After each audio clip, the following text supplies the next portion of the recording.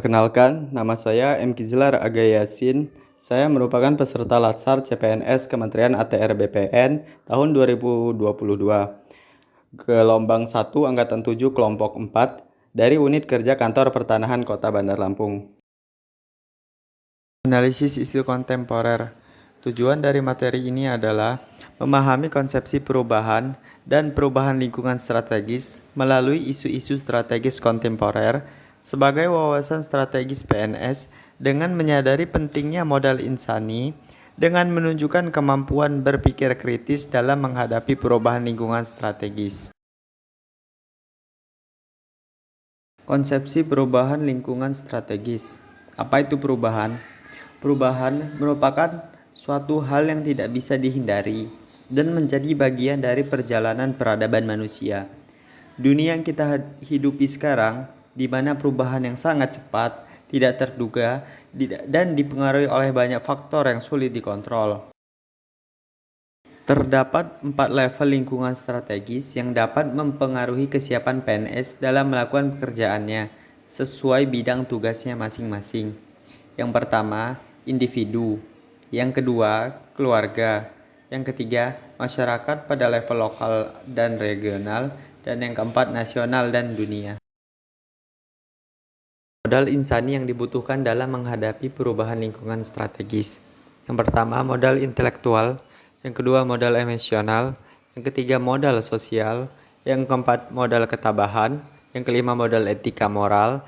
Yang keenam, modal kesehatan fisik dan jasmani. Isu-isu strategis kontemporer. Yang pertama, korupsi. Yang kedua, narkoba. Yang ketiga, terorisme dan radikalisme. Yang keempat, money laundering. Yang kelima, proxy war. Dan yang keenam, kejahatan mass communication. Dalam memahami isu kritikal dapat dibagi menjadi 3 tingkatan. Yang pertama, isu saat ini. Yang kedua, isu berkembang. Dan yang ketiga, isu potensial. Isu saat ini merupakan kelompok isu yang mendapat perhatian dan sorotan publik secara luas dan memerlukan penanganan segera mungkin dari pengambil keputusan. Sedangkan isu berkembang merupakan isu yang perlahan-lahan masuk, menyebar di ruang publik, dan publik mulai menyadari adanya isu tersebut. Selanjutnya, isu potensial adalah kelompok isu yang belum nampak di ruang publik, namun dapat terindikasi dari beberapa instrumen sosial, penelitian, ilmiah, analisis intelijen, dan sebagainya yang mengidentifikasi adanya kemungkinan merebak isu dimaksud di masa depan. Pendekatan yang dapat dilakukan untuk menganalisis isu tersebut tergolong isu kritikal atau bukan adalah: yang pertama, media scanning, yang kedua, existing data, yang ketiga, knowledgeable order, yang keempat, public and private organization, dan yang kelima, public alerts.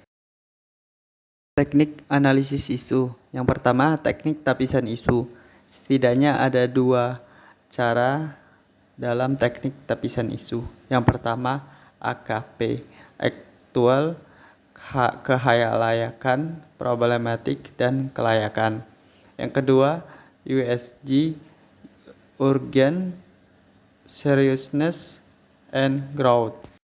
Teknik analisis isu selanjutnya adalah yang pertama, mind mapping, yang kedua, fishbone, yang ketiga, SWOT. Mind mapping adalah teknik pemanfaatan keseluruhan otak dengan menggunakan citra visual dan prasana grafis untuk membentuk kesan. Sedangkan fishbone mirip dengan mind mapping. Pendekatan fishbone diagram juga berupaya memahami persoalan dengan memetakan isu berdasarkan cabang-cabang terkait. Namun, fishbone diagram lebih menekankan pada hubungan sebab akibat. SWOT. Analisis SWOT bertujuan untuk mengidentifikasi berbagai faktor secara sistematis untuk merumuskan suatu strategi. Sebagai bentuk konsep dalam manajemen strategik, teknik ini menekankan pada perlunya penilaian lingkungan eksternal dan internal, serta kecenderungan perkembangan atau perubahan di masa depan sebelum menetapkan sebuah strategi. Sekian dari saya ucapkan terima kasih.